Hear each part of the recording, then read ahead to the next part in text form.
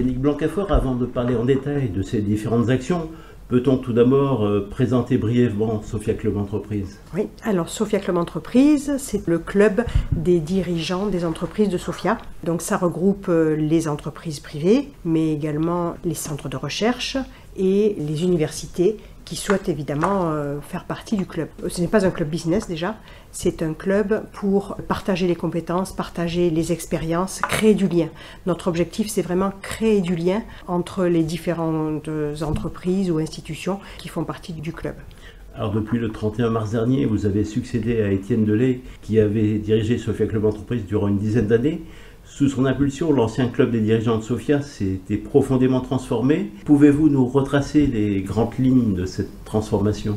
Les grandes lignes, c'est d'abord l'augmentation du nombre de membres, puisque quand Étienne a rejoint le club, je pense qu'il devait y avoir une cinquantaine de membres, peut-être même moins. Et à son départ, il y avait 220 membres au niveau du club. Donc je pense qu'on peut noter la croissance remarquable qui a été faite au cours de cette décennie. Parce que ça n'a pas été fait par aller au contact des entreprises ou faire du démarchage, mais c'était plutôt par le bouche à oreille et les sociétés qui souhaitaient rejoindre le club parce qu'ils y voyaient un intérêt à justement pouvoir étendre leur réseau et pouvoir échanger avec leurs pairs. Ça a été au-delà de l'ancien club des dirigeants de Sophia, donc d'où le changement de nom? Exactement. Le changement de nom a été opéré en 2014 de mémoire, donc justement au moment où Étienne a rejoint le club.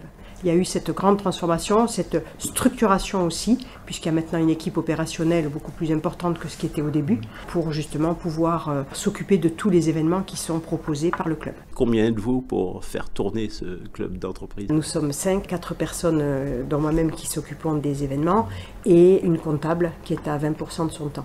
On a donc une ressource dédiée aux Jeux de Sophia, qui prouve à quel point on a besoin d'avoir du temps pour organiser les Jeux de Sophia. Et les 2 autres personnes de mon équipe s'occupent de tous les autres événements, puisqu'on a quand même presque 50 événements dans l'année qu'il faut organiser. Alors, envisagez-vous votre mission dans la lignée de l'action d'Étienne Delay et quelles inflexions comptez-vous apporter dans les prochaines années?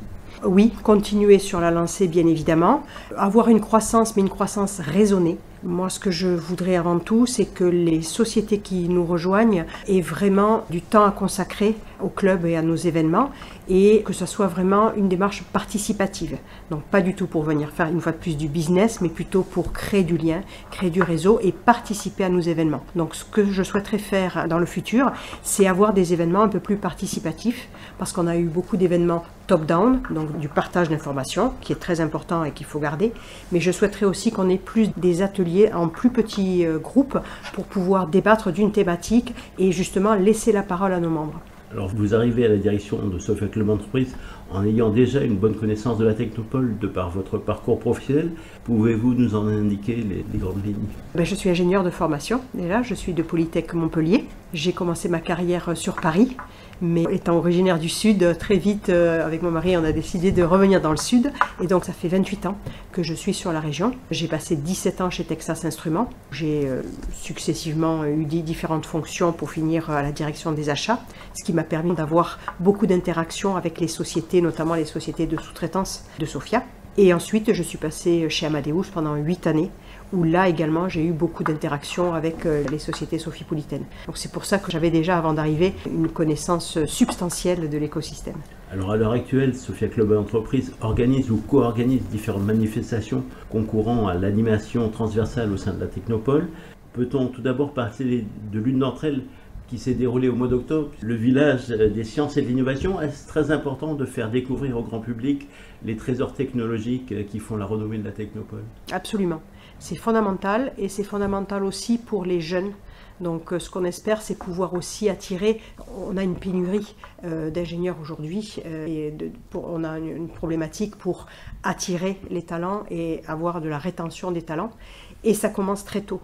Donc pour moi, ce village des sciences et de l'innovation est très important pour justement donner une appétence aux jeunes sur tout ce qui peut être fait dans l'innovation et tout ce qui peut être fait sur la technopole en termes de technologie, les métiers en fait qui tournent autour de l'innovation. Toujours en octobre, vous y étiez partie prenante sur Sophia Antipolis du Clean Up Day. La préservation de son environnement, qui constitue un atout majeur de la Technopole, nécessite-t-elle une vigilance permanente? Absolument, une vigilance de tous les jours. On met en avant pendant une journée lors de ce Clean Up Day, mais c'est dans notre ADN. Et je peux le constater quand je parle à nos membres, mais aussi aux sociétés qui aimeraient rejoindre le club. Ça revient toujours, cette préservation de l'environnement et cette conscience qu'on est vraiment dans un environnement exceptionnel. C'est ancré dans les gènes des personnes que je rencontre. Alors en novembre, cette fois, aura lieu la 7e édition du Sophie AI Summit, où seront dévoilées les dernières avancées en matière d'intelligence artificielle. L'IA représente-t-elle aujourd'hui un pôle de développement majeur sur Sophia Antipolis? Oui, tout à fait. L'IA déjà est partout, quel que soit le domaine d'activité. On parle de l'IA, on se sert de l'IA, on brasse des quantités de données astronomiques, quel que soit le domaine d'activité. Et l'IA est vraiment un moyen de pouvoir accélérer la gestion des données, même si ça n'empêche pas qu'il faut après les traiter. Et là, l'humain reste toujours important, puisque c'est lui qui va après prendre la décision. Sophia Club Entreprise organise chaque année au mois de juin les Jeux de Sophia. Depuis plus de 30 ans, cette manifestation sportive et ludique a-t-elle permis de resserrer les liens entre tous les acteurs de la Technopole et à participer à la fameuse fertilisation croisée? Absolument, c'est notre événement vitrine au niveau du Sophia Club Entreprise. On peut le constater parce que la participation est croissante d'année en année et il y a vraiment un engouement des collaborateurs mais aussi des entreprises qui ont elles-mêmes un challenge. Il y a les Jeux de Sophia pour les collaborateurs, mais il y a aussi une petite émulation, puisqu'on élit aussi les meilleures entreprises qui ont fait les scores les plus importants. Donc il y a aussi une émulation au niveau de l'entreprise elle-même. Alors, outre l'organisation de manifestations, Sophia Club Entreprise s'attache aussi à délivrer un certain nombre de services à ses membres, notamment en matière de gestion prévisionnelle des emplois et compétences territoriales. Peut-on notamment présenter le dispositif Sophia Talent Hub?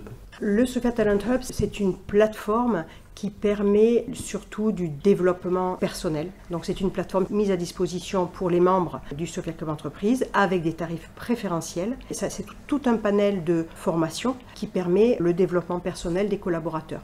Que ce soit un développement au sens changement de carrière, que ce soit peut-être pour une mission à l'étranger ou tout simplement une évolution de carrière ou prise de responsabilité.